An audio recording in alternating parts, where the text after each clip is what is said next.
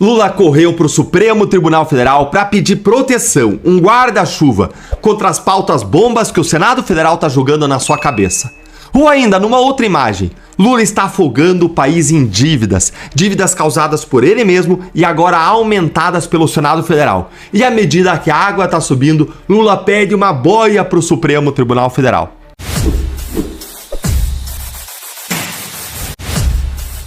É isso aí, pessoal. O Congresso despejou no colo do governo Lula um pacote que pode custar mais de 800 bilhões de reais.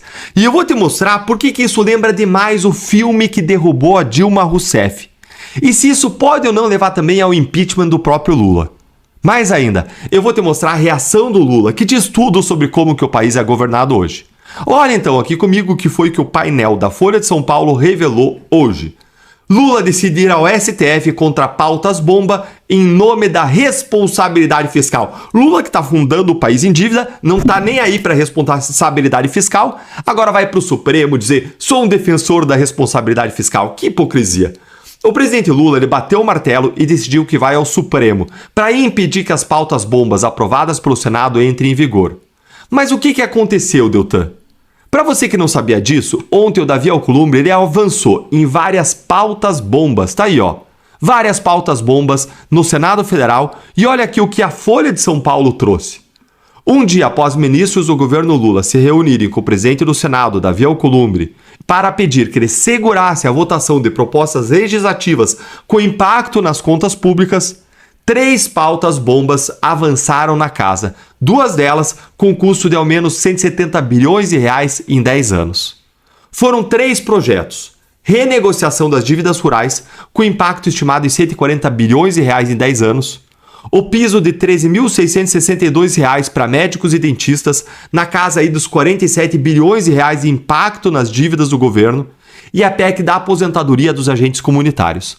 Pela conta da Folha de São Paulo, esse pacote todo pode passar aí de 800 bilhões de reais de custo em 13 anos.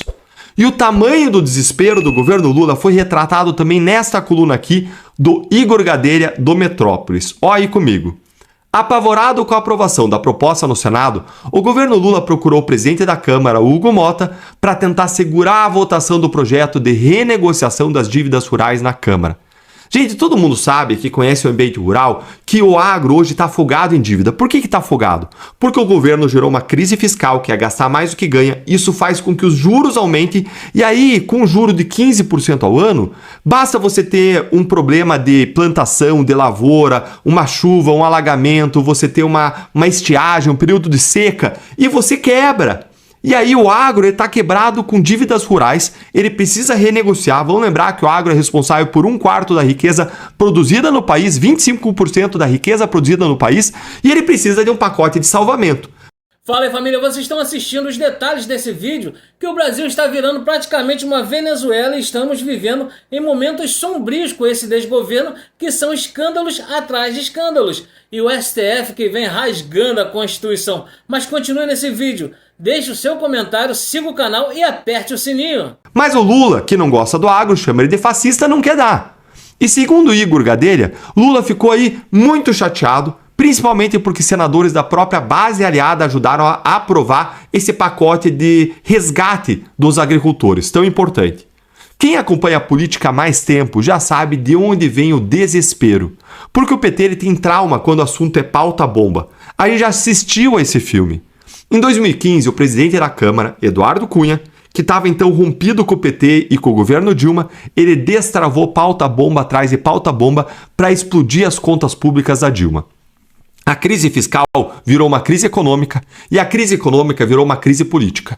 E foi nesse caldo que o impeachment andou, com as pedaladas fiscais da Dilma como fundamento formal. Repare então nos paralelos de hoje. Presidente do Senado rompido com o governo depois da rejeição do Messias. Base aliada do Lula traindo nas votações. Ano eleitoral, contas explodindo. Escândalos de corrupção como o INSS atingindo o governo e até o filho do presidente. O governo sem conseguir emplacar o Messias por STF, o que mostra uma fraqueza do governo.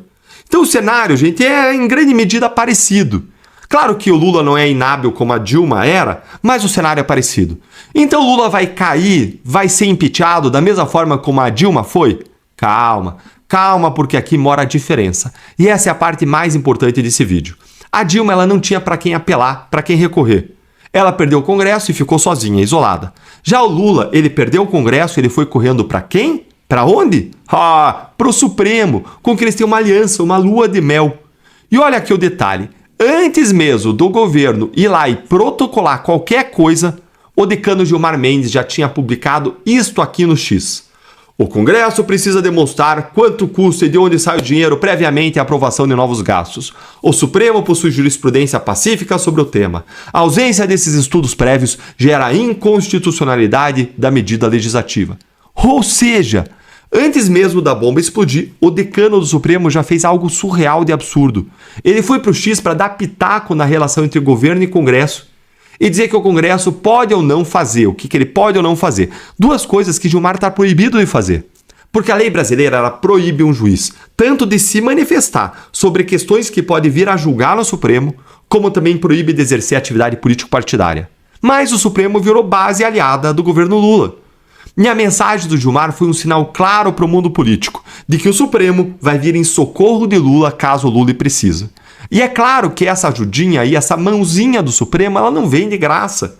Eu aposto que o Supremo espera de Lula a mesma proteção, a mesma mãozinha, principalmente contra as investigações do caso Masser que atingem ministros do Supremo.